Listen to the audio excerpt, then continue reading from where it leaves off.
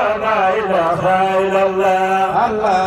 لا إله إلا الله الله لا إله إلا الله الله زمانك لا إله إلا الله تشنك لا إله إلا الله الله لا إله إلا الله الله لا إله إلا الله الله زنتك لا إله إلا الله زمانك لا إله إلا الله الله لا إله إلا الله الله لا إله sayyidina muhammadu rasulullah alaihi salamullah ya nuna min shi sarkin zakirai ne shi sa ni ma na biye mai أعوذ بالله من الشيطان الرجيم بسم الله الرحمن الرحيم الحمد لله رب العالمين والصلاة والسلام على من أرسل رحمة للعالمين نبينا محمد نبي الهدى والرحمة صلى الله عليه وعلى آله الطيبين الطاهرين وأصحابه الذين آمنوا به وأيدوه ونصروه واتبعوا النور الذي أنزل معه جعلني الله وإياكم في زمرتهم يوم لا ينفع مال ولا بنون إلا من أتى الله بقلب سليم. على سيدي مولاي السيد محمد المصري على نجابور التفيع الشيخ الحاج عبد الودود زعيم حركة التجارية على نبض المعلم بالقرآن الشيخ مالك عباس على ندموا مالك جابورا مسلم الله المتفنن الشيخ معاذ عبد الله معاذ يا babban malamin mu shugaba mai hasken zukata na Sheikh Malam Bodo a Jagule sarakunan mu na addini sarki sisawa manyan sarakuna da muke tare da ku yan uwa musulmi mazan ku da matan ku assalamu alaikum wa rahmatullahi ta'ala wa barakatuh. Muna yi wa Allah godiya sarki ne kowa ne komai da ya hada mu a wannan mazauni mai albarka mazauni na annabi Muhammad sallallahu alaihi wasallam ya ishe mu abin alfa'ari da za a tara mu nan gaban Allah kiyama a tambaye ku taron nan da kuka yi a lokaci kaza rana kaza me ya zamnar da ku sai mu ce Muhammadu Rasulullah sallallahu alaihi wasallam wannan kawai ya ishe mu abin alfahari ya tabbata cikin hadisi ingantacce ruwayan Muawiya ya ce wata rana mun zamna muna tattaunawa sai annabi Muhammad sallallahu alaihi wasallam ya fito sai ya ce da mu me ya zamnar da ku a wannan wuri sai muka ce da shi mun zamna ne muna ambaton Allah muna gode masa irin ni'iman da ya yi muna da ya ba mu kai a cikinmu annabi Muhammad sai ya ce da su na gama ku da Allah korarsi kawai zaman ambaton Allah da gode ma Allah domin ni annabi ina cikin ku suka ce wallahi ba abin da muke yi sai wannan mazon ya ce ban sa korarsi domin ina tuhuman ku ba jibril ya zo yanzu ya gaya mini ga wa'insu bayi cikin masallaci Allah na alfahari da su sama to ka gani a shi zama don ambaton Allah da gode wa Allah don samun annabi Muhammadu zama ne na abin alfahari a wurin Allah madaukakin sarki kamar yadda kuka sani ga lokaci kuma ga abu ya same mu shine rashi da muka yi da marancin nan na ainihin uwa daga asakwari yanzu haka shehu yana wani albarkar zaman nan albarkar mai zaman nan albarkar masu albarka wanda ƙauyen Allah ya kai ta fadar annabi Muhammad sallallahu alaihi wasallam da dukkan mamata da muka rasa da iyaye mu duka baki daya shehu malam nazir Allah ya kara mishi daukaka Allah ya haskaka sha'anin shi kun gani da zu iska da ruwa ya fara zuwa malam ma'azu ya mana halin shi na waliyai a boye ya ce ba ruwan ta dakata shi mun shiga gida tukuna to kun ga ta dakata ko ba ta dakata kai ce ta dakata ba ku ganta zuwa ba yanzu kuma ina take kun ganta to kuma kan ku bari ta kuma yi yadda ba ta kama bai kamata ba tun da ta dakata to mu ba ta lokacin ta saboda haka ba za mu ja magana da yawa ba kun san irin zama da aka yi jiya ga kuma dattijo Malam Abbas duk da irin wannan abu da aka yi fama sati nan da ya wuce gaba ɗaya ba lokacin hutu kuma gashi kuma tare da mu don haka za mu takaita wannan magana abinda ake bukata an samu illa abinda zan dora a cikin bayanin malam Ma'aru Abdullahi Az Allah ya saka maka da alheri na cewa a sallama mashehunai amma na kwarai a zaɓe su tukuna a gane su sannan a sallama a bi su wanda yana da muhimmanci kwarai da gaske don uwana idan ba ka da lafiya sai aka ce maka akwai wani mutum bayan ga shi ma dai yana kokari yo yana yin allura ma kanka ya bar ciwo sai ka tambaya a ya taba aikin dokta ne sai aka ce baiwa dai ne Allah ya bashi ba Allah za ka ba za ka je ba saboda allura yana yiwa in yayi maka wani wuri ya kokowa ko ba haka nan ba sai aka ce amma yanzu da ka samu da ka bi bayan nan akwai wani specialist da yake kaza komin sadan shi in kana da iko ka je ko ba ka zuwa to gangan jikinka ba za ka doki ka ba wanda bai iya ba to ruhinka shi za ka doki ka ba wanda bai iya ba wanda shi ne halaka da yawa suka fada a ciki don haka al'umma annabi Muhammad sallallahu alaihi wasallam dare yayi gari ya waye lokaci yayi da za ka zabi nagari wanda ka san ya sani sa'an nan za ka sallama mishi idan ba haka ba ka doki stiyan mota ka ba wanda ke koyo kuka hau da atakuleta ya girgiza shi ka gai kun fara rawa kan titi to Allah ya kiyaye na biyu shine inkarin da ake yi mana wai mun sallama mu shehunai komai suka ce sai mu bi har ma ana cewa ka zamna gaban su kaman gawa babu Allah har yanzu ni da kai da doktoci idan ba ka da lafiya sai ka je mai shiya hospital aka kwantar da kai instruction da doctor ya baka kana gardama ya ce allura guda 20 za a yi maka da safe guda marance guda ka ce doctor domin ka tambaye shi me yasa ni kai 20 ka ce wa doctor to yayi da safe da marance me yasa baka mini 20 duka gaba da yanzu duk instruction kana yin me doktan gangan jiki ko wani instruction shi kana dokta amma doktan ruhi shine kake son ka yi mishi gardama to ko su ma ba sa gardama a wurin doktan gangan jiki don haka ba ma gardama gaban shehunai saboda Allah ya sanar da su zukata da ciwon shi da magani example malam Ma'azu ya ishe mu warki Allah ya saka mishi da alheri jama'a annabi Muhammad sallallahu alaihi wasallam Allah ya yi komai da komai don ya bayyana mana matsayinsa kamin a yi komai da komai haskensa Allah ya fara kamin komai da komai wani ruwayan hadisi ya zo ta hanyar sahabbai masu tarin yawa ruwayan Tirmidhi ta hanyar Abu Huraira musannaf na ibn abi shayba ta hanyar abdullahi ibn shaqiq sahabin annabi muhammad sallallahu alaihi wasallam yana cewa anna rajulan sa'ala an-nabiy sallallahu alaihi wasallam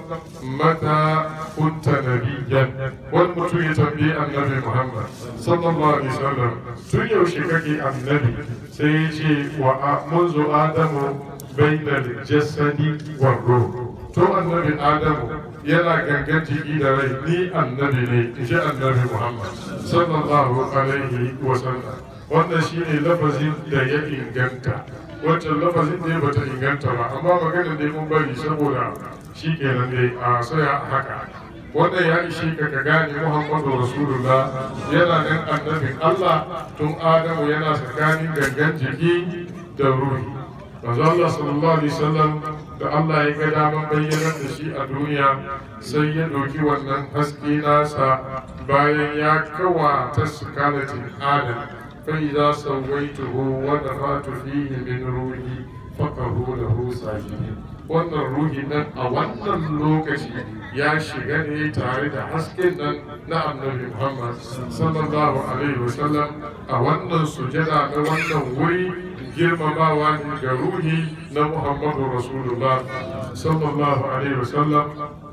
Adamu daga ƙarshe an yi mishi mata, sun zamna aljanna, abin da ya faru Allah ya kaddara zuwansu duniya. Sun zo duniya, ta yi ciki daya asu 20, ta haifi tagwaye daya 40, daya ya mutu a lokacin gaddama da hasara. Sai Allah ya kaddara ta yi ciki na ƙarshe, sai ta haifi daya na ƙarshe domin ya cika wancan da aka dusu. To wannan da zai zo ƙarshe shine annabi Shisu, shi ya sauka da nuraniya na Muhammadu Rasulullah sallallahu alaihi wasallam. Daga Shisu hasken ya gangaro zuwa ga annabi Idris, daga annabi Idris zuwa ga annabi Nuhu, daga Nuhu zuwa ga annabi Ibrahim, daga Ibrahim ya ciru sai Ismail ya gangaro zuwa ga Adnan, ya gangaro zuwa ga Abdul Muttalibi, kakan annabi Muhammad sallallahu alaihi wasallam, wanda yake shararre, sananne, gagarau, wanda ya ba gudanar da ababen mamaki a rayuwarsa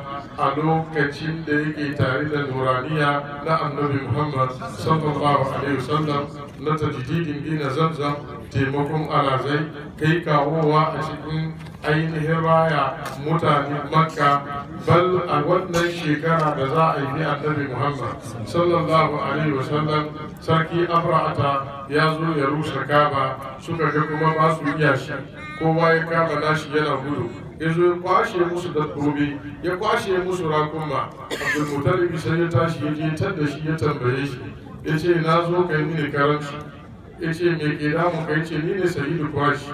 Abrahata yana gani zai ce don Allah ka baka ya kuri ka rusa gida ne na ibadar mu. A'a, sai ya kyale zance Kaba, ya ce ka kwashe min rakunma na, shi na zo ka karbi, na zo karba. Sai sarki Abrahata ya ce kai, da na ganka na girmama ka, ina zaton kana da cikakken hankali, amma da kai magana sai na rina ka. Ni da na zo mu rusa gida kamar Kaba, wanda yake shi ne sharafa, duk wani matsayi da daraja da komai da kuke da shi yana cikin Kaba ne. Baka zo kana maganar Kaba ba, ka zo kana maganar rakunma. Sai ya ce rakunma na wani Kaba kuma yana da shi. Yasa ni abin da yake nawa shi na zo tambaya, amma wannan gida akwai mai shi, kai da shi kun kawo sacan. Ya ce to ka kiran kwashi rakunman ka yi gaba. Da ya wuce da rakuma, da ya tashi ya zabura, abin da shi ya minna yake hawa giwar sai ta juya, in ta fuskanci ta ba maka baya sai ta kwashi gudu, na juyo da ita ta fuskanci baka sai ta biya. Abin da ya gagara daga karshe da niyyar shi ya tabbata, ya samu al'azmu yanke lallai zai rusa Kaba, sai Allah ya yi maganin shi. ألم تر كيف فعل ربك بأصحاب الفيل ألم يجعل كيدهم في تضليل. an zuwa ƙarshen wannan aya Allah ya yi maganin shi. Wannan waƙi'a ta faru da kwana 50 aka haifi annabi Muhammad sallallahu alaihi wa sallam. Wannan haske daga Abdul Muttalib zuwa ga Abdullahi, waƙi'an da ya faru Abdullah bayan ya zama samari, ya samu shekara 25, ya cika, babu wani abu da ya saura kuma da ake nema na kamala na mutum face Abdullah ya same shi. A lokacin annurin annabci ya tasan mishi da karfi a huskarsa, ba wani mutum namiji ko mace in ya gan shi face ya kawace shi. Wannan lokaci baban ya ga kamar idan bai kokari ya tare wannan hasken ba, yana yiwa hasari ya faru, sai ya doke shi zai je ya mishi mata. A hanya aka samu wata bauyan Allah, ba karuwa ba ce kamar yadda wayansu mutane ke faɗa. A'a, Qutaila ‘yar asali ce, tana da kakanni tare da annabi Muhammad, saboda Qutaila bintu Naufal ibn Asad ibn Abdul Uzza ibn Qusay ibn Kilabi, kakan annabi Muhammad sallallahu alaihi wa sallam. Ita ce ta nemi wannan bawan Allah Abdullah ya aure ta, ta ba shi abin da aka fanshe ran shi da shi. Ya ce a'a, ni da baba za mu unguwa sai mun dawo. Ta ce to ka zo mana koda kwana daya so guda da rakuma dari, wurin nan ne ya yi baiti shi shararre don kwanta bayan mace garan mutu. don Allah mutumin da ya yarda ya kwanta bayan kyakkyawan mace da kuma za a bashi rakumi dari ya ce da haramun gara mutuwa don Allah ni da kai da shi wake da tauhidi kai ma ni ka san abin da ke baya a wannan hali wannan bawan Allah a haka ya rayu ya tafi ya je ya yi auren Amina Allah ya kaddara a cikin wata na Rajab wata mai alfarma wata mai haske aka shigar da hasken annabi Muhammadu bayan kwanciyar aure zuwa ga Amina bayan wata biyu Abdullah ya yi tafiya Allah ya karbi ransa a Yasrib sa'an nan aka dawo aka ba da labari Amina ta zamna a cikin bacin rashin miji Ubangiji sai dauke mata kewa a duk lokacin da ta kwanta shi tana ganin mafarkayya abin da ke faranta mata rai don haka bacci ya fi mata bude ido dani annabi Muhammad sallallahu alaihi wasallam ya fada cikin hadisi ingantacce yana cewa ana da'awatu jaddi Ibrahim wa bushra Isa wa ru'ya ummi ni ne ru'yan nan na uwata wanda ta gani a lokacin cikina da ranar haihuwana wannan ƙauyen Allah haka ta zanna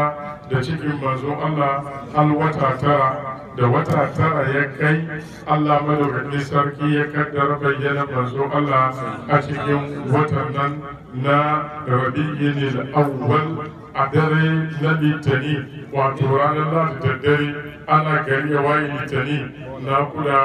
ya kama uwar duniya uwar hasken duniya na Amina uwar annabi Muhammad sallallahu alaihi wasallam Abdul Muttalibi ya ga alamar lokacin wannan haske ya kai ya fita yake kaba yana tawafi yana addu'a yana roƙon Allah a maida mishi irin abin da ya rasa sai Allah ya bashi fiye da abin da yake zata ya bashi Muhammadu Rasulullah sallallahu alaihi wasallam a wannan dare ko